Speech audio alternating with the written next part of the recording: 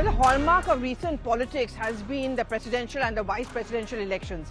I'm Pallavi Ghosh, and this week on One Take, I'm asking this question is that have these elections been a question of missed opportunity?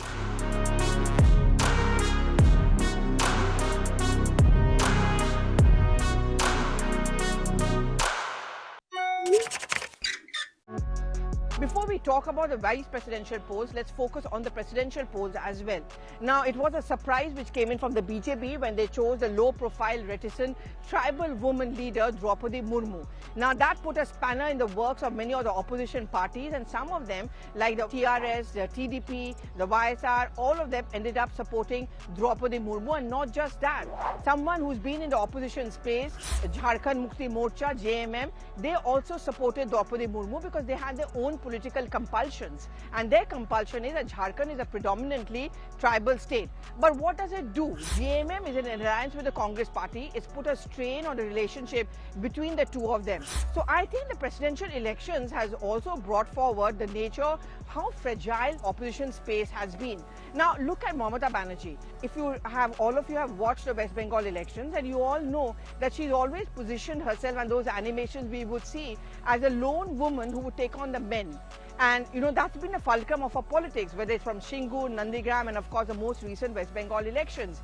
And therefore, for her to explain the fact that she couldn't forget her political differences with the BJP and not vote for Draupadi Murmu, I think she indicated this dilemma within her when recently she said that if she had been told that it could be Draupadi Murmu, perhaps something could have been discussed. TMC is not just a Bengal party, at least they don't want to see themselves only as a West Bengal party. They're also looking at a pan-India kind of an approach for themselves. So when we head towards 2024, the BJP is definitely going to take up this issue, take pot shots at Mamata Banerjee. Look, she didn't vote for a tribal, she didn't vote for a woman. I think similar is going to be the case as far as the Congress party goes. Now, Gujarat elections for that matter. The Congress party last time round the state elections had done pretty well, especially in the tribal areas, which perhaps explains why this time round the BJP is also focusing a lot on those areas.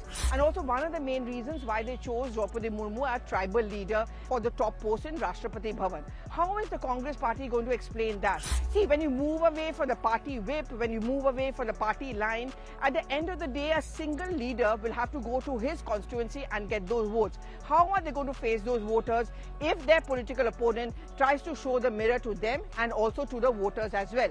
But that's as far as the presidential polls is concerned. We are focusing also on the vice presidential polls and asking a larger question that whether these polls have been a case of showing the fragile nature of opposition unity and also a question of missed opportunity. Now, Jagdeep Dhankhar, a huge surprise. We all know him or remember him, and despite the fact that he has an astounding legacy and backdrop as one who would consistently take on the West Bengal government, not just on poll violence issue, but on multiple policy issues and decisions as well. Now, what an interesting tidbit is that when you sit inside Rajya Sabha, if this is the chair of the vice president, who's also the chairperson of Rajya Sabha, just bang opposite him, over here are two people who are going to be sitting there. Former Prime Minister H.D. Devegowda, but more important and interesting is Derek O'Brien, the leader of the Trinamool Congress in Rajya Sabha. Head-on confrontation, literally, but also possibly when the matters come day to day. Venkaiah Naidu, if you look at the tributes which are being paid to him by even the opposition parties, despite the fact that he came from the BJP, he was often accused by the opposition of being partisan. Everyone, Jairam Ramesh, just about everyone has praised him as one person who is going to be missed.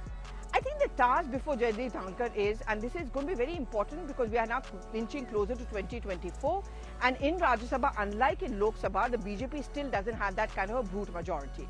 So what they lack in numbers, or they are inching closer to a large number of numbers in Rajya Sabha, they want to try to make up by their decibel content. The fact that they are able to not just get their bills passed, which they frankly speaking have been managed to do so because of their backroom maneuvering, but more importantly, also to ensure, to use the words of a BJP leader, the opposition leaders kept in check. Dhankhar is a lawyer by profession. He has experience by being a governor of West Bengal, and therefore this is something which could come in handy as far as running of the affairs of Rajya Sabha is concerned. Now again, he's a Jat leader from Rajasthan. Rajasthan going to elections. Very difficult, perhaps one would say, for the Congress party to have supported him because they've set up their own Congress leader, Margaret Alva, who's again a minority. Interestingly, a governor from Rajasthan. She belongs to Karnataka, where again the elections are going to go and take place, where the Congress hopes to come back to power. So, these are those political compulsions. But is it also time for political parties, for their own sake, to move beyond these political compulsions? The fact that, so-and-so is a choice of our political opponent and therefore we cannot support them. Some instances have been there, and we all talk about Shiv Sena. Shiv Sena, for example, despite being a part of NDA, did support Pratibha Patil because she was from Maharashtra, and despite being the fact that she was a UPA candidate. But perhaps it's easier for smaller regional parties to do so. Perhaps it's much more difficult for larger parties or main contenders, national parties like the BJP and the Congress party to do so. Do give in your reactions on the social media timeline. Is it really a case of missed political opportunity, or are we seeing too much into it? Thank you so much for watching.